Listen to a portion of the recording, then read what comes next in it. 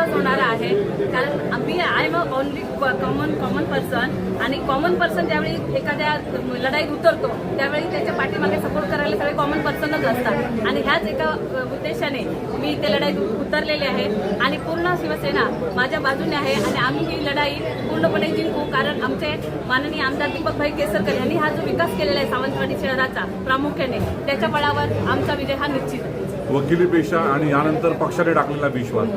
कसं सामोरं जाणारा जनतेसमोर काय विजन असणार आहे? जनतेसमोर माझं असंच विजय असेल की, कारण जरी मी वकील असले तरी मी गेली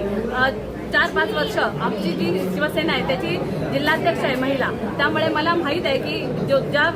जनतेने माझ्यावर विश्वास जो टाकलेला आहे त्या विश्वासाचं पूर्ण सार्थ करायचं आहे. तसेच आमचे पक्षप्रमुख एकनाथ शिंदे साहेब किंवा दीपकभाई केसरकर आमचे आमदार साहेब यांनी जो माझ्यावर विश्वास टाकलेला आहे, जिल्हा प्रमुखांनी टाकलेला आहे, आणि बाळासाहेब ठाकरे यांचे जे विचार आमच्या पाठीशी आहेत, ह्या सगळ्या बळावर मी वकील जरी असले तरी एक राजकारणातील एक चांगली नागरिक म्हणून, सामान्य नागरिक म्हणून इथे नक्कीच जिंकू नये याचा मला विश्वास आहे. मी आमदार दीपकभाई केसरकर यांनी ऑलरेडी केलेलीच आहे, तरी पण जी काही प्रामुख्याने पाण्याचा प्रश्न असो किंवा इतर कचऱ्याचा प्रश्न असो, असे जे काही छोटे मोठे मुद्दे राहिलेले आहेत याच्यावर मी जास्तीत जास्त भर देईन. महिलांच्या हाताला काम मिळेल अशा दृष्टीने कोणते ना कोणते उद्योग इथे सुरू करेन आणि महिलांसाठी जास्तीत जास्त काम करण्याचा प्रयत्न करेन. जी सामान्य जनता आहे, या सामान्य जनतेतील मी एक प्रतिनिधी आहे आणि त्याचाच विचार करून मला ज्या अडचणी येतात, नळाला पाणी नाही आलं तर किंवा